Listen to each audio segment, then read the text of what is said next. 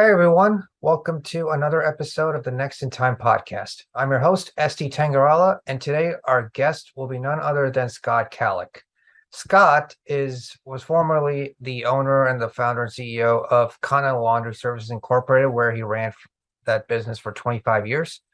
He is currently an angel investor and an advisor to Entre, which is a prominent Web 3.0 platform focused on like building connections, workspaces, and building a strong social network on the Web 3.0 space. And so, yeah, and Scott is someone who loves to do outdoor activities, and he's looking to combine all these different experiences into one and looking to make that impact in the future of Web 3.0 and even investing. So, Scott, welcome to the show. Thank you. So so I heard that a few days ago you were out in Pittsburgh and now you're back in Colorado, right? Actually, you got it backwards. I drove from Colorado to Pittsburgh last Wednesday through Friday. Got here late Friday night, so just kind of settling back into Pittsburgh now. Be here for about 3 weeks and then heading back to Colorado. Three So and a half weeks. yeah, so what made you decide to move to Colorado originally? I think you say you currently live there, right? I'm there. I'm there a lot of the year. I started going out there in the early 1980s, doing some skiing, and we kind of had a family home out there, which we own with a couple other families. So I got to spend some time out there every year, and I just kind of fell in love with it. And when I had an opportunity, I decided to buy a place out there, and the more I'm out there, the more I want to be out there. So I'm Yeah, spending more. what were your favorite activities to do over there in Colorado? Well, I ski. Ski season starts in December and it goes till about April. So, I skied 78 times in 2021. I skied 72 times last year. Typically I'll work from about, because there's a time change there, I'll work from about 6 in the morning till about noon. I'll get on the slopes around 12:31, ski for the afternoons. And, that's my winter. In the summer, I kind of do the same thing except with golf, so I live on a golf course and, I play a lot of golf. I have a couple of bikes, so I have a couple road bikes and, I like riding the mountains, riding the hills up there, and it's a great workout. And there's great hiking out there. And I have an incredible Bernedoodle. She's a mountain dog, so she loves it out there. And we take hikes together. We spend time walking every day. That's one of my favorite things to do. I don't miss that. I don't, Yeah. I hardly miss a day out there with her. So, Well, yeah, well, I would say Colorado is one place where a lot of people are flocking to these days, especially a lot of young tech entrepreneurs and startup founders. And they're looking, are they trying to harness that natural scenic beauty along with showcasing a nicer place to work at or something like that? Is that true? well, one of the gifts of COVID is that it's shown us that, we don't need to be in an office. We don't need to be constrained. We can work from anywhere. So if you can figure out where you want to work, live and be, Colorado is a great place to go. If you can work from anywhere, why not be in the mountains or why not be by the sea? We're not constrained anymore by being in a city and being in the office. Um, you know, I love being in the city, but for me, to be in the mountains is a whole lot better. It makes sense. So, let's go back to your background in a way. I think when you said you started a laundry business back in college that transformed into this large company that you ran for 25 years. Could you tell me more about that? Yeah, it was actually after college. I had an opportunity. I grew up in Chicago, and I really never thought I'd live anywhere else but Chicago. I talked about living in a city. To me, Chicago was the ultimate city, and it was a wonderful place to be and great place to grow up. I never thought I'd be any place other than Chicago, but I got in my late 20s, and I'd had a couple jobs, and and for me, I always saw the limitations of the people I was working with. working for, I should say. And I remember my dad telling me, "Hey, you know what? You owe it to yourself to have your own company and to run your own business, and to do it on your own." And I always took that to heart. And I had an opportunity to buy a small little boutique company in Pittsburgh, in my late 20s. I had just gotten married, and my then wife and I moved out to Pittsburgh. Didn't know a soul out here. We bought this company, and we start out with 2 employees. And Wait, this boutique company is the laundry company, or is it yeah, something? it was. We were. It was called. It's what's known as a route laundry company. So we operated coin-operated laundry machines in apartment buildings, colleges, universities, anything multi-housing, and and it turned out to be a really, really fast-paced business. And I think our initial plan was to, buy it, run it for 5 years, pay down our debt, sell it, take our equity, move back to Chicago, have a nice nest egg. But as it turned out, we just, it just started growing, and it just kept going. And Right. Was it like a joint business in a way? Or like it's like you and your wife ran it together? yeah, we did. We ran it together, and we just kept growing, and in time we had 40 employees. We had we had about $12 million in revenue. It was a really, it was a good business, very fast paced. I was completely engaged in it. And after about 20 years, my then wife and I, we both had our own areas that we ran the business. We were both good at what we did, but our marriage wasn't really working very well, so we got divorced, and we decided to continue to run the business because we did it very well. And and after about 3-4 years of that, it got really difficult. We weren't getting along. It was we were going through a custody battle. We weren't getting along. It was really tough. And in the meantime, the industry would go through periodic times of consolidation, and in 2013, I recognized that this was a period of consolidation, and it was really time for us to sell it. So, Right. We actually got approached by 3 different national companies at the same time. We didn't reach out to any of them, but we got approached by them, and they kind of bid the price of the company up. It was very fortuitous for us, and Yeah. and we had this great opportunity, and and we ended up selling it, and actually took a position with them. Stayed with them for 4.5 years. The first Right. couple were really good years, and then their culture kind of changed, and I recognized it was my time to go, and I think they recognized it too. I think we both came to the same conclusion. So it was my time to leave, and I left, and and I went back to school. I got a coaching certification. Started working with some small businesses and emerging entrepreneurs, and that's what I've been doing ever since. And in the meantime, I've had opportunities to invest in some of the companies I've worked with, and I've become, I've invested in about 12 companies, and it's been fun. I've enjoyed it. Yeah, I can tell. Like, what were some of the things that you've learned in your 25 years of running that company? Wow. I learned lessons every single day. And one of the big lessons I learned was, it really all is about customer experience. You have to create a customer experience when you're running a company. And your customer is your commodity. That's your gold. Yeah. And They always say customer is king. really, they really are. And we used to have a saying like, there's more to fear from, there's more to fear from your own incompetence than there is from competition. And it's really true. It's all about how. Yeah, sometimes people take deals away from you because they have better financial picture, but that's not gonna ruin your company. You're the only one who's gonna ruin your company. And when you say, when you give up, it's not over until you give up, really. Right. So Yeah. So do you think like running what your company is almost as equivalent to running a startup?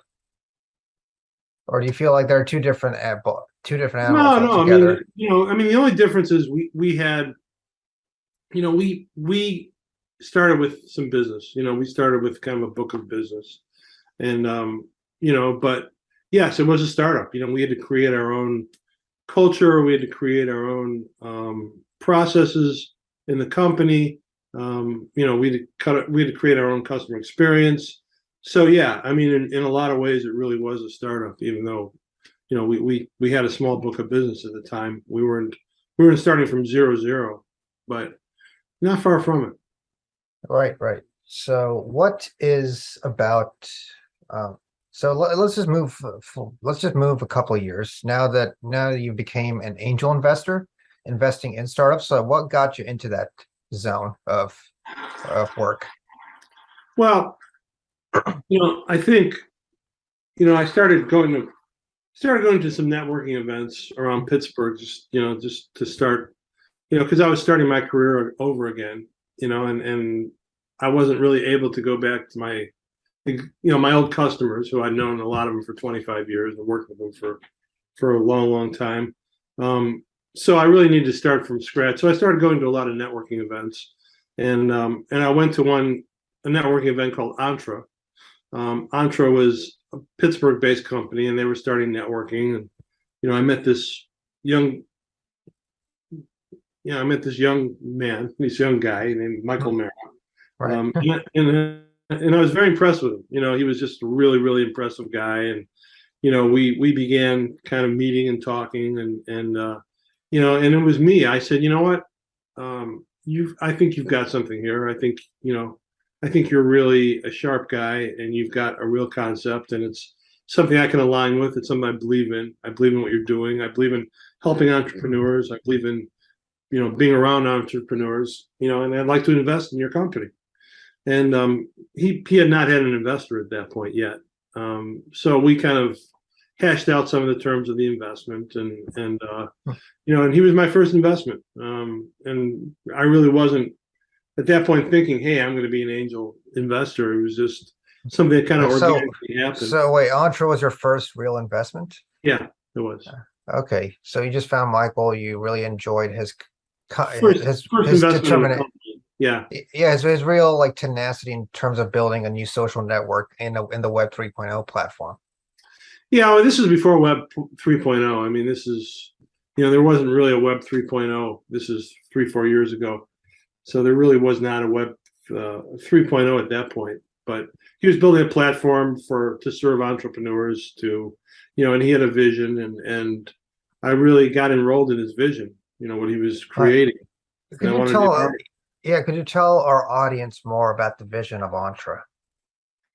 Well, it was just his vision to serve entrepreneurs, which I firmly believe in. My dad, like I said, my dad told me, at one point, hey, you owe it to yourself to run your own company, and I believe that about everybody. Everybody, deserves that opportunity, and because you grow so much as a person and a business person doing that.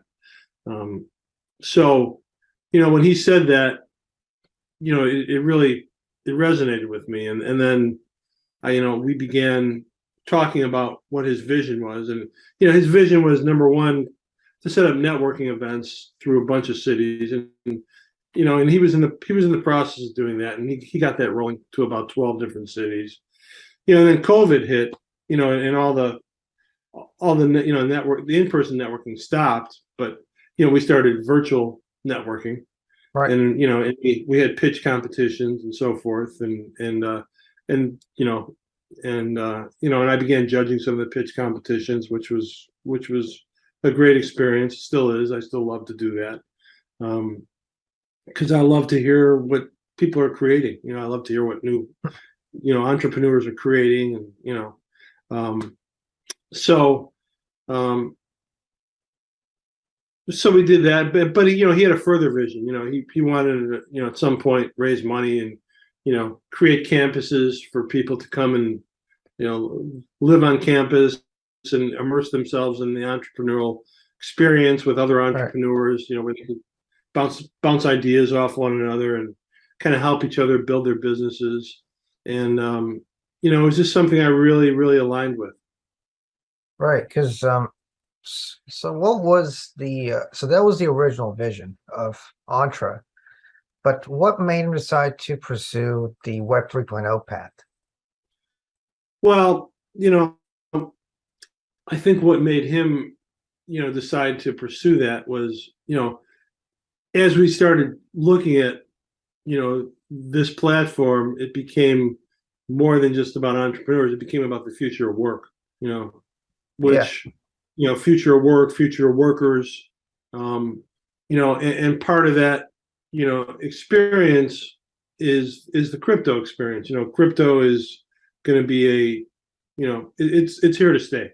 No matter what anybody says, it's all here to stay. And the Web3 platform gives people an opportunity, to number one, invest their crypto into a company like Entre, trade goods and services with crypto. There's all kinds of opportunities for people, as they get into this business, and as the future of entrepreneurship and the future of work evolves. I think Entre is at the forefront. Yeah, because I see, sorry, I've experienced the platform several times, and I've seen that the the goodness of what it is has been like it's allowing a lot of remote work take place. Like I'm getting networked with people from all over the world, World, and right? even yeah, and I never and the fun thing about Entre is that there are a lot of what I call rooms where you get to just have these private sessions, or let's say if you want to have scheduled events, you can just do it in these kinds of rooms. That's basically what I call the clubhouse and the clubhouse effect, right? Right. Well, we got some of our mojo, some of our ideas from Clubhouse, but we feel like we're a different, much different because number one, there's the video aspect of it. You can see people like you can on Zoom. But yeah, we have the continual rooms, so somewhat like Clubhouse, but scheduled events more so than people just kind of coming on and starting a room. It's a little more structured, and people can, you know, people can come on and do an event every week, recurring events and so forth. So, and it's very inviting. It's not exclusive. I mean, you know, Clubhouse is a great platform, but you can go in a room with, Elon Musk, and there's 5,000 people in the room, and you're not heard. I mean, this is we have a platform, where you can be in a room with 20 or 30 people, and you can get on, you can speak, you can get on stage, or you can just listen. It's very, it's much more intimate, and Yeah, it's because I feel like because when I joined Clubhouse back in 2020, and back then it was like, okay, there was only a handful of people using it, and that's where you got more opportunities to interact with people on stage. So, but only because of the fact that it's gotten bigger, it's invited everyone over from every walks of life over. It became kind of like a mass commodity based product. And I see that, Entre could, I mean, that's the reason why it's become a bit more kind of exclusive. So, I mean, it could happen to Entre one way or the other. Like, let's say if it starts growing, it gets bigger and bigger. That could be also the same kind of effect in terms of the exclusivity. So, what is Entre trying to do to make that different? Like, make sure it well, doesn't try to I reach mean, that. I think Clubhouse mushroom, and a lot of companies did. I mean, Clubhouse got on, before they had any revenues, they raised $300 million. God love them. I mean, it's great. Entra, we're growing much more organically. We're growing, much more. I mean, we're growing our revenues organically. We're growing our our membership organically, our usership organically. So, you know, you know, if we can grow 15-20% a month, month over month, that's great. We don't need a mushroom. I don't think that's a I don't think it's necessarily a healthy thing for us to do that. Yeah, I don't think we're looking for a $300 million check at this point. I mean, that's probably the reason why Clubhouse just exploded because of the 300 million. Well, I mean, I think the usership exploded, now, I think it kind of went, it kind of went like that, it kind of parabolaed, and then, I mean, they at the height is when they raised all their money, but then I think, I don't think as many people are on Clubhouse as there were a year ago. I don't think anywhere close. So what do you see are like some of the biggest challenges that are facing Entre right now in terms of that growth? I mean, I know it takes time to grow organically, but how is Entre willing to keep course when there's a lot of things happen, when there's like Well, I mean, there's a lot of competition out there and all that. yeah, I mean, the core challenge of any startup right now, is fundraising, because, we're in a, the whole fundraising market has changed in the last 6 months. It's just, whereas there were companies uh, there were money people throwing money at startups, 6 to 12 months ago. And there were a lot of first time founders who, really had never managed any type of money, and all of a sudden they had this huge war chest, and what do you do with it? Well, now there's not a lot of money out there. So, first time founders who've never seen a downturn in the market, have got to navigate this market. They've got to say, okay, we have to make our money last. We have to stretch. We have to look 24 months out and look at our survival. Right. That's a challenge of just about any startup right now. Entre's in nice shape because, we've raised enough money, I think, to get us to that. And we've always operated lean, we've always operated very, very lean, and is Entre trying to be more like a slow and steady kind of startup rather than like a fast explosion kind of, because because I hear so sorry, I hear a lot of advice from a lot of different people, especially in the startup space, especially people from different accelerator programs like YC or Techstars. Oh, they always say there's some people I don't want to name names or anything like that, but let's just say people give advice saying you got to make sure the startup grows, otherwise it's not a startup. It has to grow rapidly all the way to the top. Otherwise it's just relegated to a small business or something like that. So is that what Entre is working towards, is to like, do you feel it's going to be working towards like this huge startup in a way? Or because I mean, maybe I just don't want to, it's just more about what I've been learning from other people. That's what's making me ask this question. Yeah, I mean, the way you say it, there's almost a negative connotation to a small business. Small business is up to 50 million. That's right. To me, that's a pretty good sized business. Yeah. $50 million business, you're legit. Yeah. So I'm still learning how startups work. So I'm still kind of, to be a startup, and there's a difference between being a startup and being a unicorn. I mean, and unicorn status, that's about 1 in 1,000, maybe 1 in 10,000. There aren't many companies that reach unicorn status, and you don't have to. I mean, look, you can run a great business at 50 million or even 20 million. You can have a nice lifestyle. You can run a great business, and you can continue to grow it from there. So, these accelerators, they're putting money in. So yeah, they want to see you mushroom and become a unicorn so they can get a 50 or 80x or 100x on their investment. Look, most angels, you get a 10x, 15x, in 3-4 years, you're pretty happy with that. That's a pretty good return. Got it.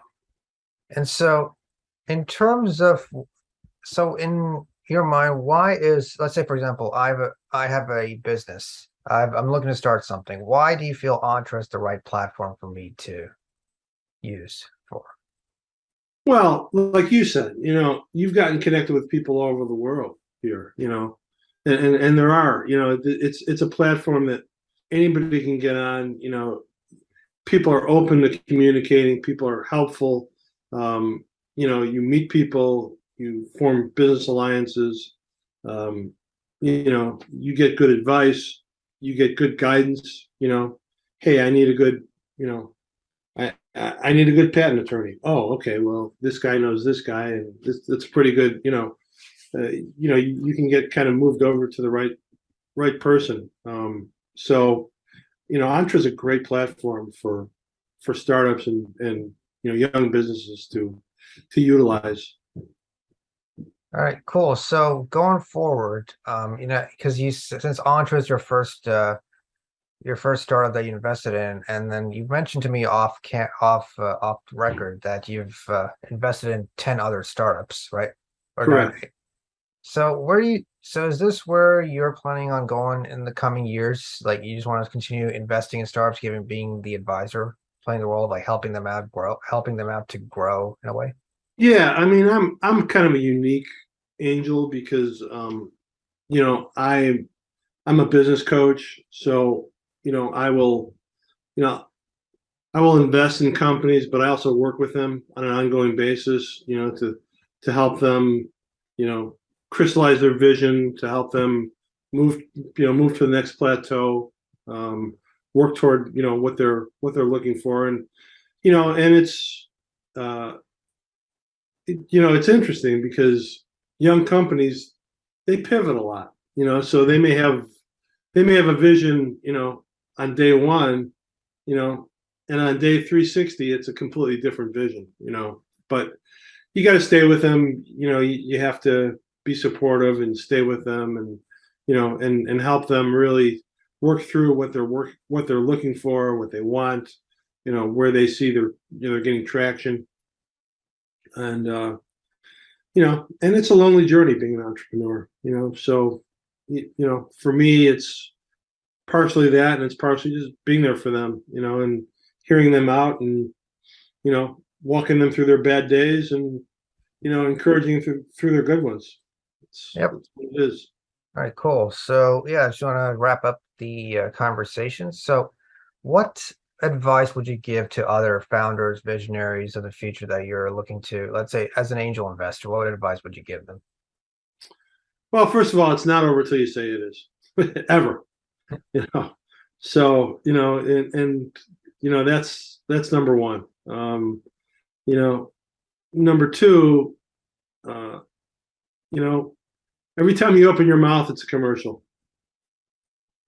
you know Yeah, it's a sales pitch. If you open your, even when you're just talking about random things, you're right. indirectly talking about. Let's say, for example, if you're talking about a laptop that you enjoyed, you're still you're indirectly selling that laptop to that person. And you're selling yourself. It's Yeah. you're a commercial every time you open your mouth.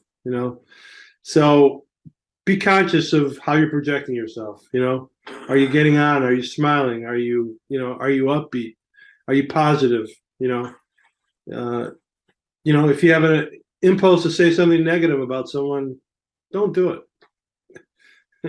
It's All not right. worth it.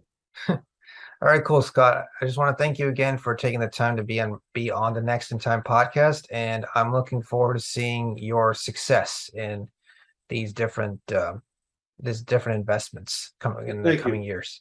And likewise. All right. All right. Be well. Thank you.